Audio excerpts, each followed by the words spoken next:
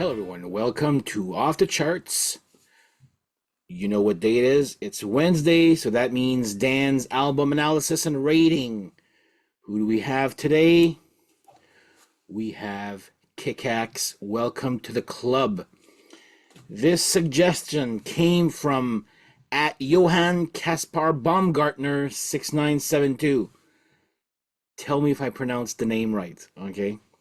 So, cheers to you all.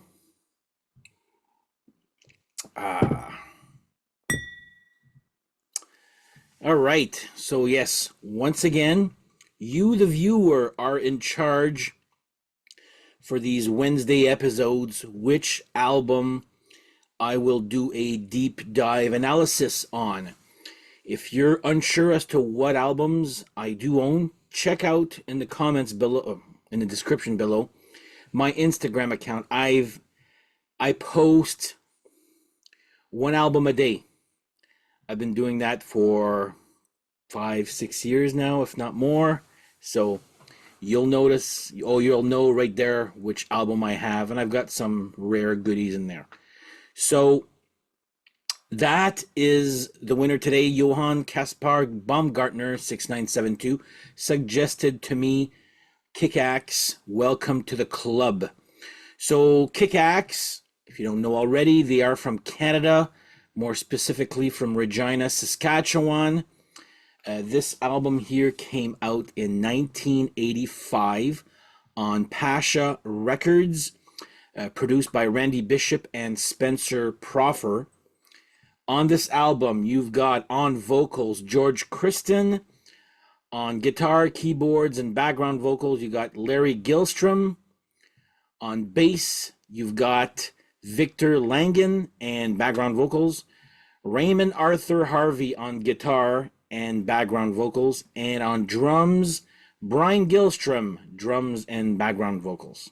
So there you go. That's the lineup for this album here. This album here is their second one.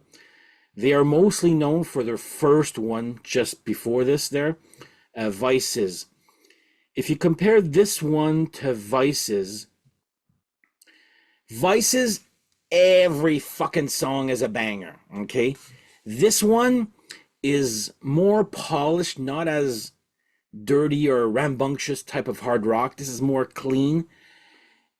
And the comparison I'm going to use, which is not fair, but since it's on Pasha Records and produced by Spencer Proffer, I'll compare it to Quiet Riot 3, if that makes any sense.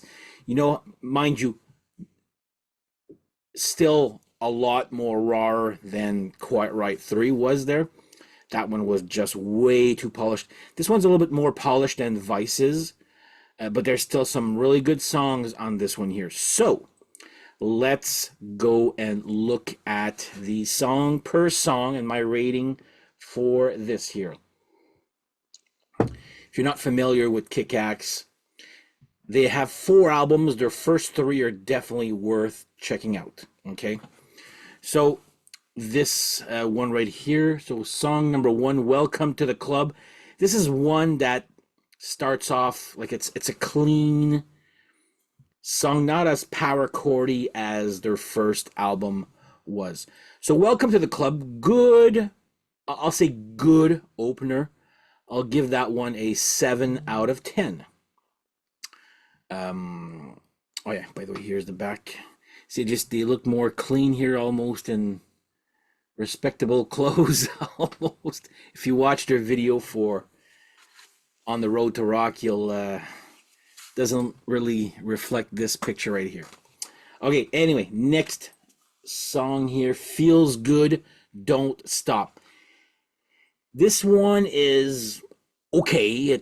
I'm giving it a 6 out of 10. It's, again, none of the, well, that's not true. Most of these songs are good there. This one just doesn't really do anything for me here. But there's some great songs coming up here.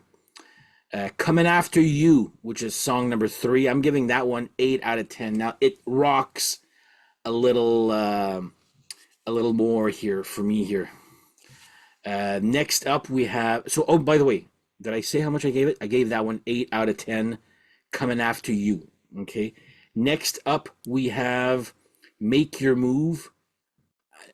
Another one as good as Coming After You. That's why I gave it 8 out of 10. Um, then comes Never Let Go, which is, I want to say the word ballad, but it's not. It's my least favorite of the album. Does absolutely nothing. Well, doesn't do anything for me. I gave it 5 out of 10. It's good, but it's by far my least favorite of this album. Not as hot here today. Still fucking hot. Not much condensation on this here. Okay, now let's go to side 2.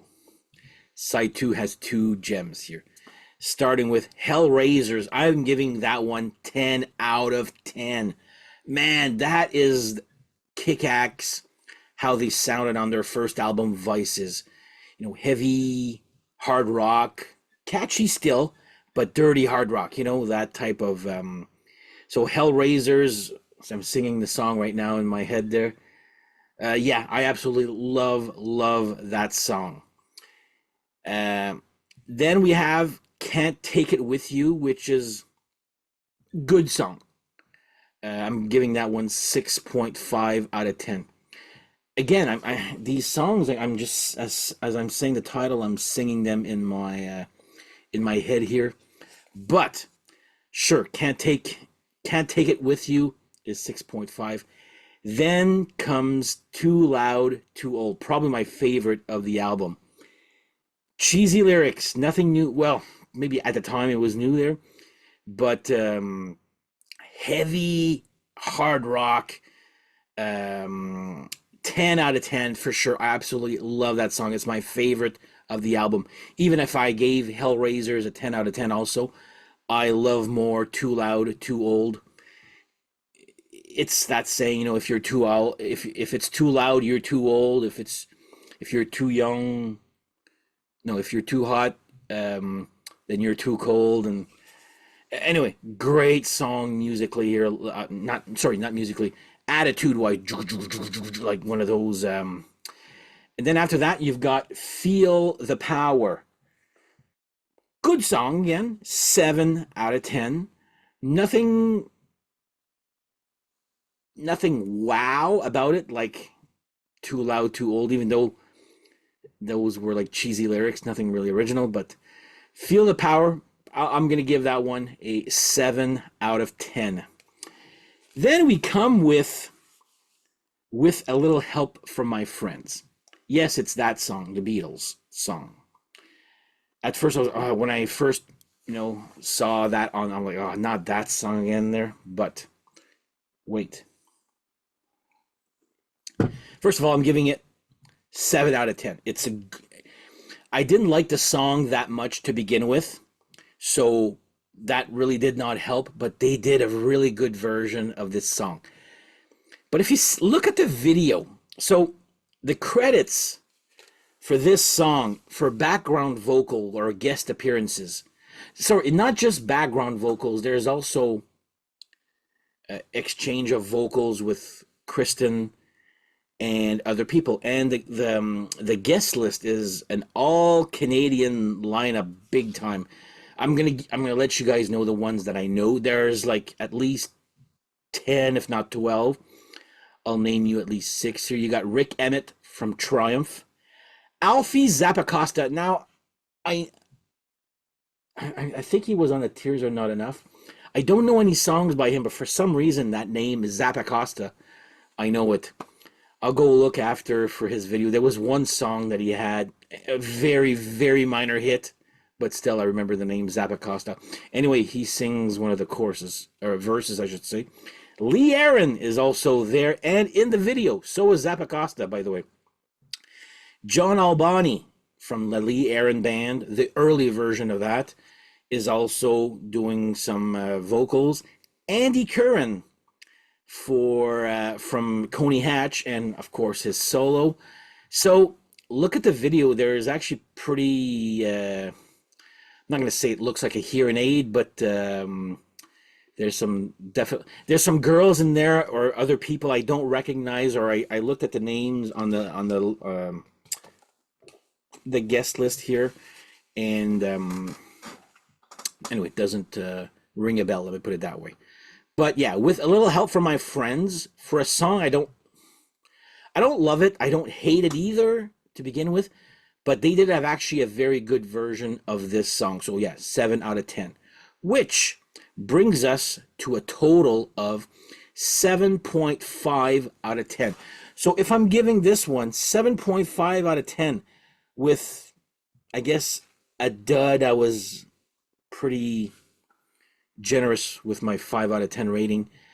You can just imagine how fucking good the first one is, right? Like when I say the first album is just banger after banger after banger, this one has a few hits and misses, not a lot of misses, but it just too polished, not as dirty and in your face as that first one. That first one is friggin' good. So yeah, 7.5 out of 10 for Kick-Axe, Welcome to the Club. So that is my rating for that album. Let me know in the comments if you agree or disagree. And once again, I am looking for suggestions. I already got some suggestions, but anything new, again, check out my Instagram. The link is below here. It'll pretty much give you an idea of what I own. And whatever I've posted there, I still own. I haven't sold anything for that there. So anyway, on that note, yeah, leave me a little comment there if you agree, disagree with this album. Do you like this album? Are you like 98 or 99% of the world who actually prefers Vices? But I do like this album. It's just not as good as that first one, you know?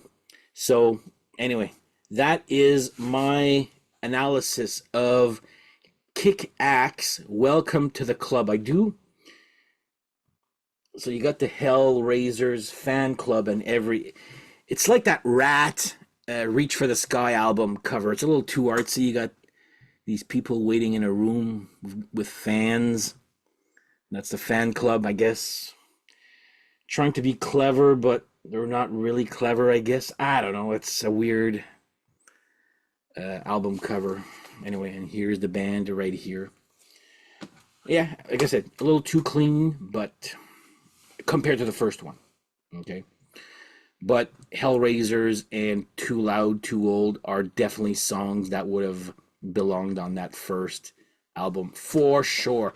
Then they come back with the third album, Rock the World, which is a little bit dirtier than this one for sure. I don't think it did too well, but I do like it. Their first three are definitely worth checking out. So anyway, that is my little rating here, 7.5 out of 10. If you like this type of content, please like and subscribe. Tell your friends, hit that little thumbs up, and the little bell to be notified when I publish new content like this. Once again, if you have any suggestions, remember, on Wednesdays, you, the viewer, is in charge of what I will be doing a album analysis and rating. So there you go. On that note, see you guys next time, and we shall see you guys next time. Wow, I should need to prepare these end of video speeches. Huh? All right, have a good one, guys. Take care.